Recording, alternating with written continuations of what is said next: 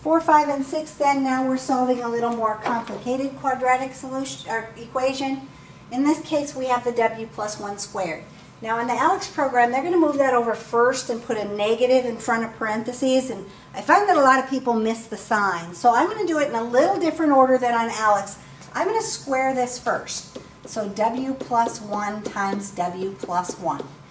If we FOIL that out, we get w squared plus 1w plus another 1w plus 1, or w squared plus 2w plus 1.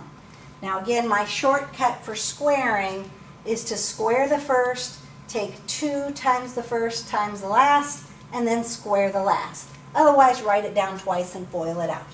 So 2w squared plus 4w minus 23 equals w squared plus 2w plus 1. Keeping in mind that I want to make sure my w squared is positive, I'm going to move these over here so that I don't end up with a negative w squared. So I'm going to subtract my w squared, subtract my 2w, and subtract my 1. So w squared plus 2w minus 24 equals 0. I'm going to go ahead and rewrite that. W squared plus 2w minus 24 equals 0. Because I have to solve it by factoring again. These ones should be a little easier to factor since we don't have a coefficient in front of our w squared. W and w, a plus and a minus since our end is negative. Factors of 24, that will give me 2. I'd have to have a plus 6 and a minus 4. 6 minus 4 is 2 in the middle. I then have to solve. So if w plus 6 equals 0, I'm going to have a minus 6 answer. And if w minus 4 equals 0, then I have a positive 4 answer because I've got to move my number to the opposite side.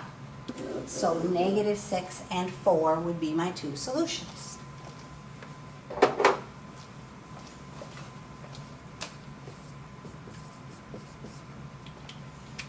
Number 5, same kind of thing.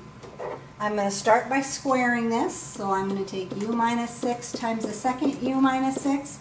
And just to save myself some space, I'm not going to write down this whole thing. I'm going to get u squared, and then I'm going to have a negative 6u and another negative 6u, so negative 12u, and then I'm going to have a positive 36.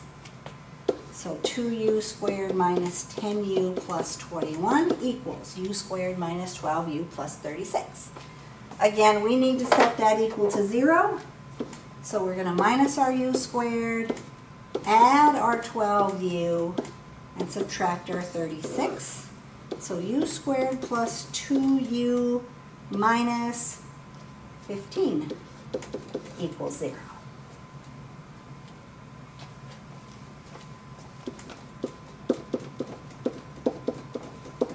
So factoring that out, u and u, again a plus and the minus since the end is negative. I'd have to have a plus 5 and a minus 3 to get plus 2 in the middle. So that means my answers, if u plus 5 equals 0, I'm going to have a negative 5 because I've got to move that 5 over. If u minus 3 gives me a positive 3, and so negative 5 and positive 3 would be my two solutions. If you need to, set them equal to 0 and solve like you normally would solve, but I think you can do those ones in your head. So number 6, if I'm going to solve that one for x, squaring that, x squared plus 10x plus 25, if you FOIL that out. You get a 5x and a 5x in the middle. Equals 2x squared plus 12x plus 22. So in this one, I need to move those over there.